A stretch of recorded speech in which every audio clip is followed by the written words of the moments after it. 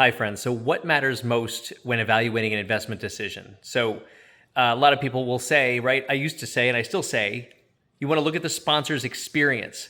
Have they successfully gone full cycle with one of their deals before? Have they ever experienced a downside, a negative, a trouble, or a struggle or an obstacle? And how have they resolved through that struggle or obstacle? So, you want to look at the sponsor. You obviously want to evaluate the deal financials and also see if they've stress tested the deal enough. But here's the biggest thing to look at when you're evaluating your own investment deals. What is your goal out of this? Right? A lot of people, that's the first thing I ask in my investment conversations. Like, it's not necessarily about trying to make your investment vehicle work for what this investment is doing for you. Are you someone who is looking for like short-term cash in the next 18 to 24 months?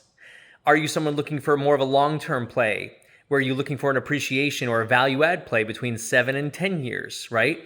Are you looking for stable income that comes in every single month or every single quarter?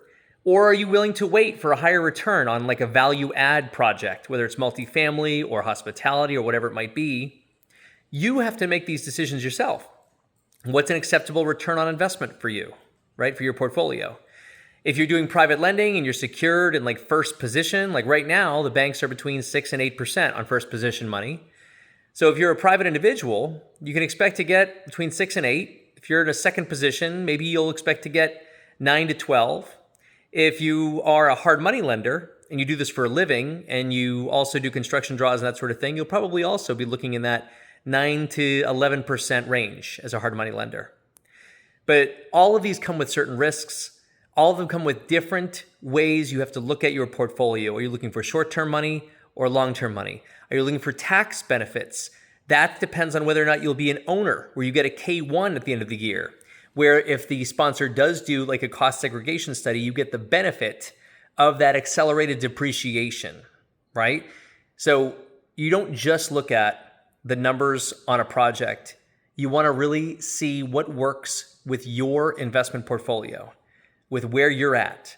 If you're going to need money the next 5 years for college, if you are just putting away money for retirement, so you don't necessarily care about tax benefits, but you do want something that over the next 10 years can substantially grow to a sizable amount, what is it that works for you?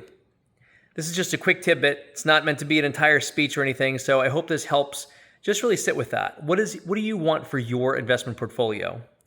And whether it's, our company or someone else's company, reach out and just see if they have anything that benefits them.